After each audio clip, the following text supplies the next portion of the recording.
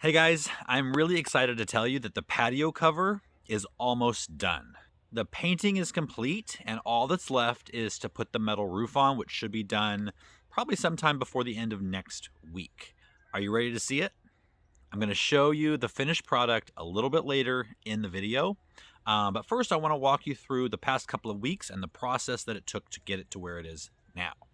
This was a project that I was really looking forward to and had a blast doing because I love working with my hands.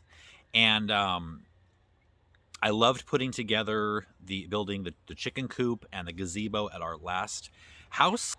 Now, while this is on a much larger scale, it still involved kind of my two favorite things, working with my hands and creativity.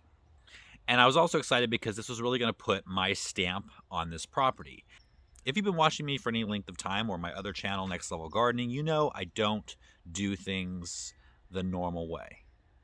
Also, with a project like this, it's not like creating a new garden where you have to wait and be patient for all the plants to grow in, for it to really look good. This, you build it, you paint it, it's done. Now, of course, the addition of the tropical plants surrounding it is just going to further deepen the story of it, right? But the actual structure itself is enough for me to look at and say, I got something done here. And we're almost to that point. It went really fast. And you know why? And you'd be really proud of me here. I took everyone's advice, and my brothers-in-law and me built the structure, right, together. I've shown you that in previous videos. But when it came time to painting it, I decided to hire it done, at least the first part. And you guys know I have a control issue with that. I need to be involved in every single aspect. But I got to thinking about it and reading your comments and listening to my wife, and I decided to do that because some of you may or may not know that I'm an artist. It's what I went to school for. It's what my career entailed before this new career took off. When I was doing paintings, I typically would paint on canvas, and I did not stretch that canvas. Most of the time, I didn't even prime that canvas. I just set to work on the creative aspect of the painting. And at the end of the painting process, I would hold up the painting and I wouldn't say, well, this painting isn't really mine because I didn't stretch the canvas or I didn't prime the canvas. It was still my painting. So as difficult as it was, I applied that to this patio cover. And the painters that did an amazing job on the inside and outside of our house, I had them back. I chose two colors, one for the top, which I'll show you in a second, and then one for the main structure. And I had them prime everything and then paint those two areas. I left the railing for myself because that was going to be 3 colors and it was going to be a lot more cost. And guess what? They're professionals. They did a great job, and I was left with a base coat to then apply creativity to. Now, when these first 2 colors were applied, there was a brown color for the top and then a bamboo color for the rest. I was a little worried, and it didn't help the fact that Emily said that the bamboo color reminded her of what you might find in a baby's diaper. But I trusted my gut, and I set to work on doing my job for this paint project, which was taking a brand new, crisp, new looking paint job and making it look worn and old. And that was important to give it some character, some patina, some texture, because ultimately this is going to be a tropical jungle setting. And I want this to look like it's been in the jungle for 20 or 30 years and not just something cute that we put up in the backyard. Now, in my time with Disney, you learn that everything is about a story, and everything has to complement that story, down to, if we're talking theme parks, trash cans and light fixtures. They've all got to fit the scene, the setting, and here it's not going to be any different. So around here, whether it be a tropical jungle, whether it be a Mediterranean countryside, a serene Japanese garden, or a charming English country garden, it's all got to fit a story. I want to be immersed in that setting. I want to sit there and feel like I'm really there. So working diligently every day, I managed to turn this into this. and this into this. Now let me know what you think of that in the comments below. I have to say, it was embarrassingly easy to do. So I want to show you how to do it in case you decide in just a few hours you can take a normal paint job and turn it into a next level paint job. So I saved a portion of the rail that I didn't do because I wanted to do it on camera with the full tutorial on kind of, well, it's not a full tutorial, it's pretty easy to do. So I want to show you how doable this really is. You need a color, first you have your base coat done, right? The color's there. And then you need a color that's a little bit darker than your original color. So for the brown part of the roof, I just used black. And for the bamboo color, I used a paint bucket that I already had from the last house. Before we moved, I redid the paint job on the edges of the raised beds in the back and on the gazebo. And that was kind of a purpley molasses brown. And that was going to work really well over that yellowy bamboo color because purple is the complementary color of yellow. And so it was going to tame that baby diarrhea color a little bit. Now, as far as the recipe for the paint mixture, it's not precise. I basically used a solo cup, I added some water, and then I added paint. And if I had to guess, I would say aim for approximately 3 parts water, 1 part paint.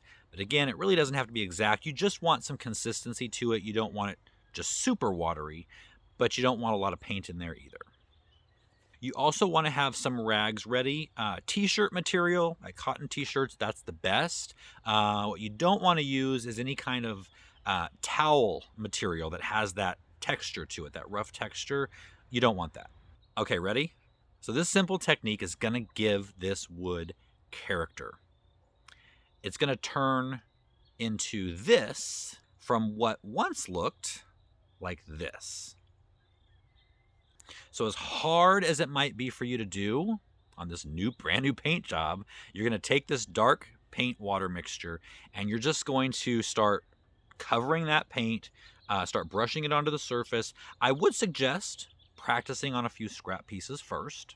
And you want to work in sections because you don't want the paint mixture to dry before you have a chance to go on to the next step. So if it's very sunny or a hot, dry day, work in smaller sections. Once you have the surface covered in the watered down paint, take your rag and very, very lightly run the rag down the surface. Now, to make this look realistic, go in the direction of the wood grain, which typically is the length of whatever piece of wood that you are painting. Try to make one pass the whole length of the painted area so you don't get interruptions in the pattern. And the hardest part is where the two sections meet. So where you did it and then wiped and then now you're going to the next section. Just kind of be very light as it covers over that last section just to kind of get a blend. But again, the best thing about this process is that it doesn't really matter if you make a few mistakes because it's the entire look. It's the overall effect that it's giving. And most people aren't going to pick out every little mistake you made. You might, but they won't. And if they do, then get some new friends. Now, I found when you're working on something like a railing, it's best to take off the rungs because it was really hard to weather this blue section in between each rung. It just didn't look right. So I took off all the rungs, did the paint job, and that's going to allow you to rub off that piece of wood with the rag all in one nice even stroke. Now, I numbered the rungs before removing them just with a Sharpie pen because I wanted to make this as easy as possible to put back up. I didn't want to have to drill new holes, so it made it really nice to just put the rungs back up. The screws went right into their old holes and everything was much easier. I didn't have to line anything up, measure, level, nothing.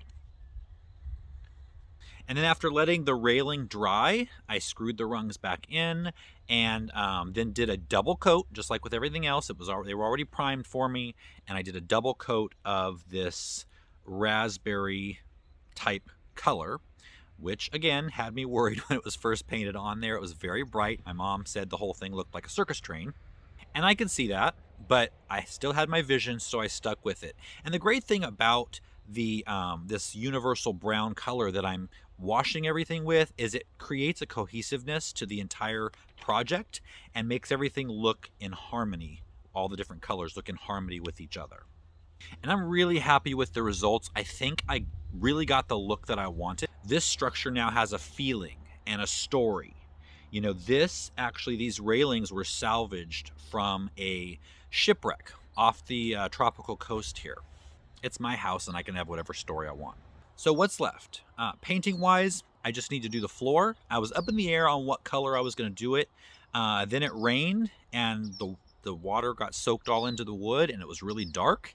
And I actually liked that look. So it's just going to be a nice dark floor. Other than that, it's the roof is all that's left, the metal roof. It shouldn't be too difficult.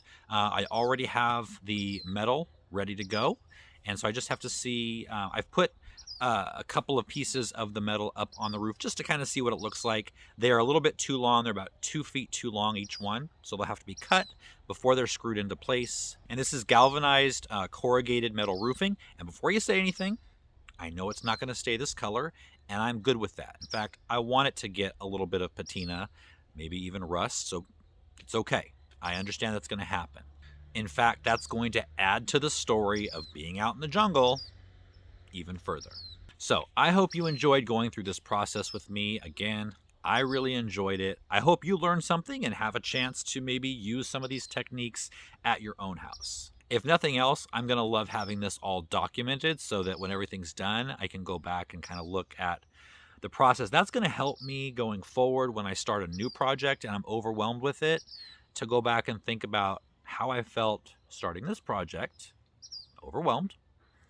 But then, you know, you just see it through, do what you need to do daily, and you get the finished product that you want. So let me know what you think of all this down in the comments. I'd really appreciate it. I'm curious to see what you think, and I will see you next time.